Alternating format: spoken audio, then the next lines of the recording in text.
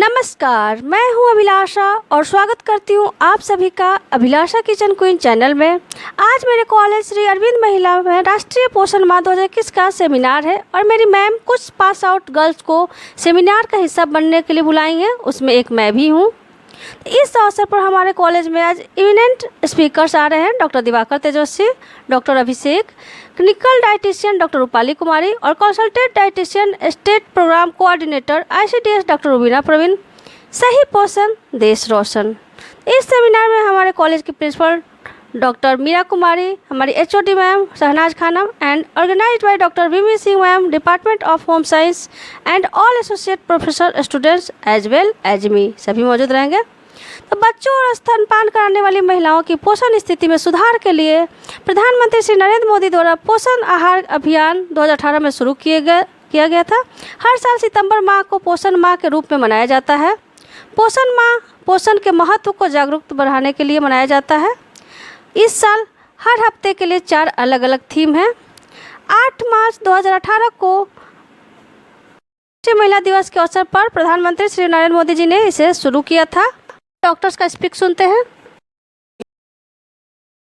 Please जो मेरा बचा हुआ थोड़ा सा 2 लोग लेट से आए थे किसी वजह से, मैं एक तो अपने योगा गुरु को सॉरी बोलना चाहूँगी क्योंकि मैंने लास्ट में आपको ऐड किया, इसलिए मैंने कहीं भी आपका नाम नहीं ऐड, मेरा सब कुछ बन गया था, ऐड नहीं कर पाए। डॉक्टर डाइटिशियन रूपाली बोली जो मेरा 4th एक उसमें है, एक वीक में जो जिसमें योग के बारे में भी बताना है, तो बिना आपके वो पार्ट मेरा छूट जाता। एज ग्रुप मैच किया गया, बहुत सीरियस केसेस नहीं लिए गए थे उसमें, लेकिन ये देखा गया कि सिग्निफिकेंटली हायर थे जिसमें सेलेनियम की मात्रा कम थी, उसमें कोविड इन्फेक्शन की ज़्यादा चांसेस थी। तो इस तरह से कुछ माइक्रोन्यूट्रिएंट्स का एविडेंस था कि जो इफेक्ट करते हैं, लेकिन अभी तक कोई एविडेंस नहीं आया कि कोई स्पेसिफिक न्यूट्रिएंट बचाव कर देगा कोविड से, ऐसा कोई नहीं आया।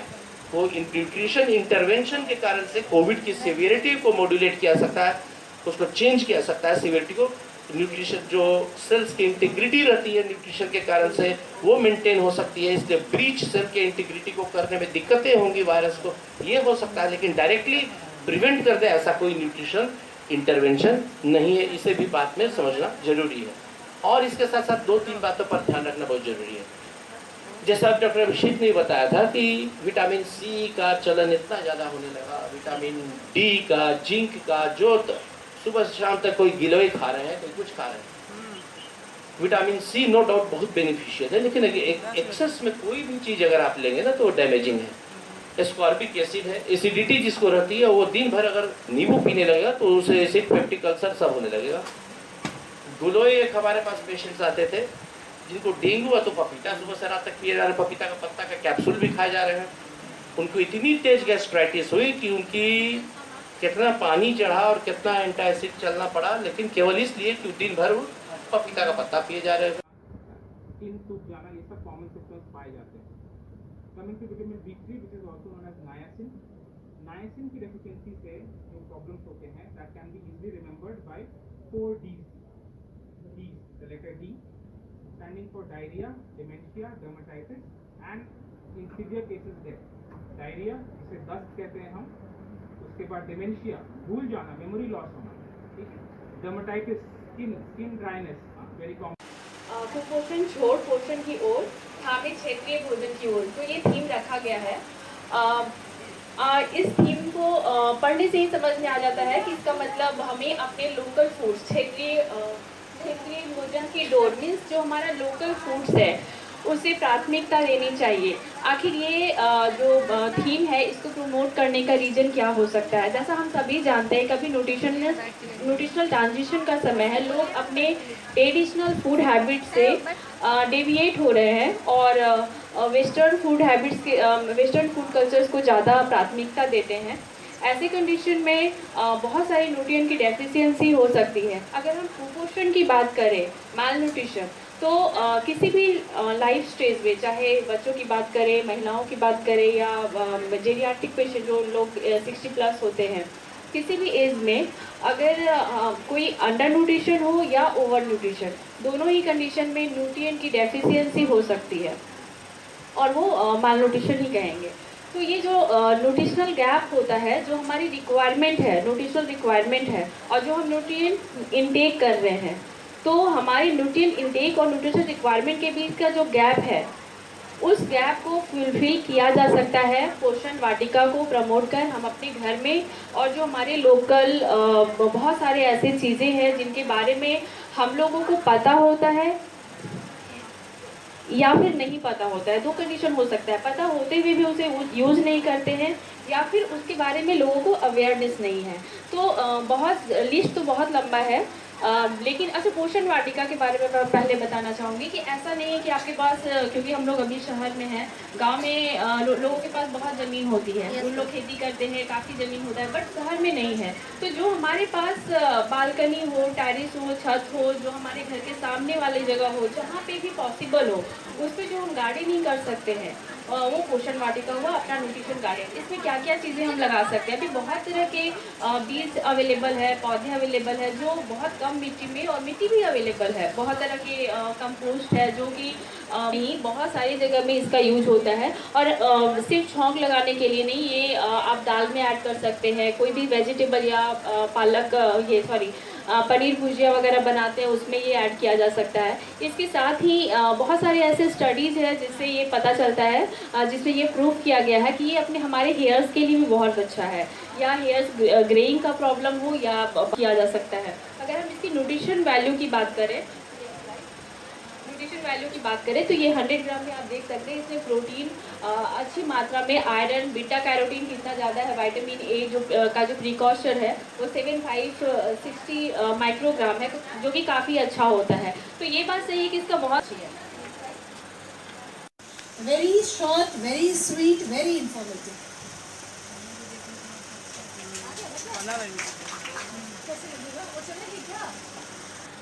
Thank you so much ma'am for मतलब इतना अच्छा इंट्रोडक्शन, और उससे ज़्यादा है कि अच्छा इंट्रोडक्शन जब आपका होता है तो एक्सपेक्टेशंस हाई हो जाते हैं, राइट?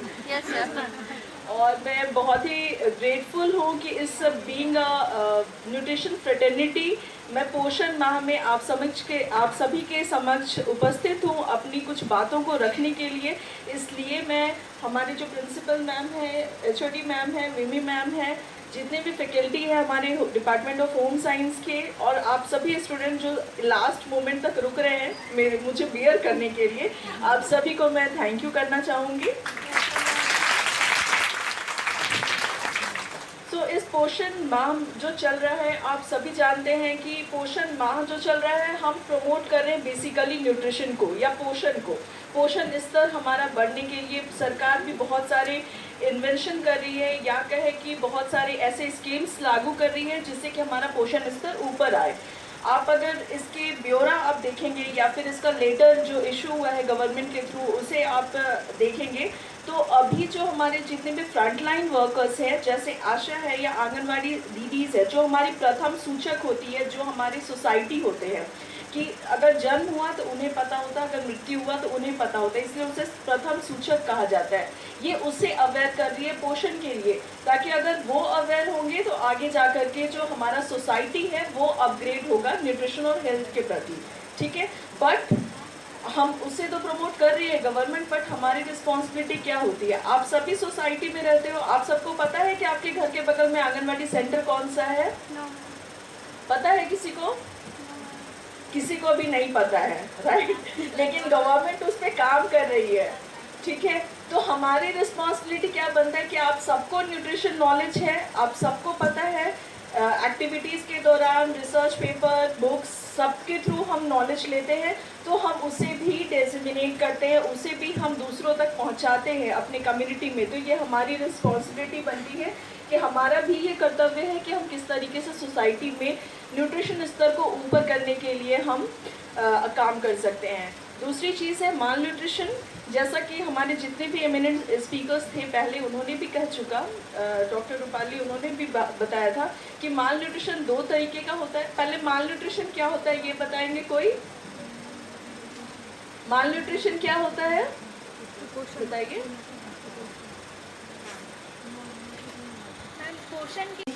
हमारे विभाग की तरफ से एक आम का पेड़ लगाए हैं, मैंगो जो बहुत ही न्यूट्रिशियस फ्रूट है, सब लोग बहुत अच्छे से जानते हैं। और जो इसका सेकेंड थीम है वो yoga and Ayush for nutrition. उसके अंतर्गत भी गवर्नमेंट एक स्कीम ला रही है जो अगले सप्ताह मनाना है, मतलब 8 से 15 सितंबर तक। इसके अंतर्गत गवर्नमेंट का क्या प्लान है, और बहुत अच्छा प्लान है कि हम कोई भी जगह, चाहे हमारा वो गवर्नमेंट ऑफिसेज हो, कॉर्पोरेट ऑफिसेज हो, स्कूल हो, कॉलेजेस हो, 5-10 मिनट्स का ब्रेक देना चाहिए और उस बीच में 5-10 मिनट का योगा सेशन होना चाहिए, either in form of meditation और जो भी फॉर्म हो वो उस। अब कोई चीज़ का कंप्लीट नहीं कर सकती क्योंकि सब जगह के इंफ्रास्ट्रक्चर्स अलग हैं, कॉलेज है, स्कूल है, उसका उसके पीछे ये थीम है। थर्ड जो थीम है जो है 16 से 23 सितंबर के बीच में मनाना है। उसमें क्या है कि हम लोग जिस रीजन में रह रहे हैं उस रीजन के ही बहुत सारे न्यूट्रिशियस फूड्स हैं, न्यूट्रिशियस फूड आइटम्स हैं जिसको हम लोग कंज्यूम तो करते हैं पर उनके बारे में जानते नहीं है। तो हमको उसको बांटना है उनके बीच में जो लोग डिप्राइव्ड है, जिनको मिल नहीं रहे हैं। तो फॉर एग्जांपल 4 एग्जाम्पल, हम थोड़ा फास्ट बोल रहे हैं, 4 एग्जाम्पल इसका हम देते हैं। जैसे गुजरात का है एक सुखाड़ी मीन्स ड्राई कोकोनट को चीनी में डाल के, वो हाईली न्यूट्रिशियस होता है तरीके से। उसमें तेल भी रहता है, गुड़ भी रहता है, बहुत तरह के ड्राई फ्रूट्स रहते हैं, इसको मिलकर दीज आर हेल्दी। तो इसको हमको डिस्ट्रीब्यूट करना है। कहाँ डिस्ट्रीब्यूट करना है? जो लोग हाईली मैलनरिश्ड है, प्लस इसके बारे में लोगों को अवेयर भी करना है ताकि हमारे पास जो रिसोर्सेज हैं उसको मैक्सिमम यूज़ करके हम कैसे हेल्दी रह सकते हैं। फोर्थ जो थीम है वो है जहाँ एरिया है वहाँ मैलनरिश्ड पीपल, इसमें है तो मैलनरिश्ड बच्चों को सर्च करना है और उसको काउंसलिंग करनी है। पर इसी चारों थीम को लेते हुए हमने आज अपने एक्सपर्ट्स को बुलाया है, जिसमें हमारे दो जो एक्सपर्ट हैं बहुत फेमस डॉक्टर हैं हमारे शहर के। तो पहले जो है डॉक्टर अभिषेक चौधरी, चूँकि हमारे यहाँ एडोलेसेंट गर्ल हैं, तो हम अगर एडोलेसेंट गर्ल की बात करें, एनीमिया की बात करें, तो वो ज़्यादा फ्रूटफुल होगा हमारे लिए। तो हम अपने परिवेश में इसको कैसे यूज़ करेंगे उसी हिसाब से हम टॉपिक को डिसाइड किए हैं। उसी के तहत डॉक्टर अभिषेक को मैं आमंत्रित करना चाहूँगी। Good morning sir. Thanks for calling me here, and I would like to thank the administration of Sri Arvind Mahila College, Dr. Vimi Singh, Dr. Shehnaz, Dr. Meera.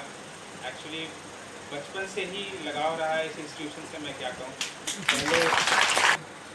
And actually क्योंकि nutrition topic है and nutrition week है, तो कुछ main चीज़ें जो आपको बताना चाहूँगा न्यूट्रिशनल डिसऑर्डर्स, डेफिशिएंसीज के बारे में। तो मैं आपको सिर्फ सिम्टम्स बताऊंगा, कैसे पता करें, कैसे आपको लगे कि हाँ आपको न्यूट्रिशनल डेफिशिएंसी हो सकती है। ट्रीटमेंट और क्या खाना है क्या नहीं खाना है उसके लिए तो और भी एक्सपर्ट्स हैं यहाँ पे, डॉक्टर रूपाली बोलचाल की भाषा में। तो उसमें क्या होता है कि नॉर्मली जो हेमोग्लोबिन कम हो जाता है, जैसे हम बोलते हैं खून की कमी हो गई किसी में, तो हेमोग्लोबिन की कमी according to WHO latest guidelines, किसी भी फीमेल का हेमोग्लोबिन अगर लेस देन 13 हो, लेस देन 12, एंड किसी मेल का अगर लेस देन 13 हो, तो शी इज़ और he is suppose to be anaemic या अनीमिया या खून की कमी। अब इसमें कैसे पता चले कि मतलब किसको अनीमिया है या नहीं?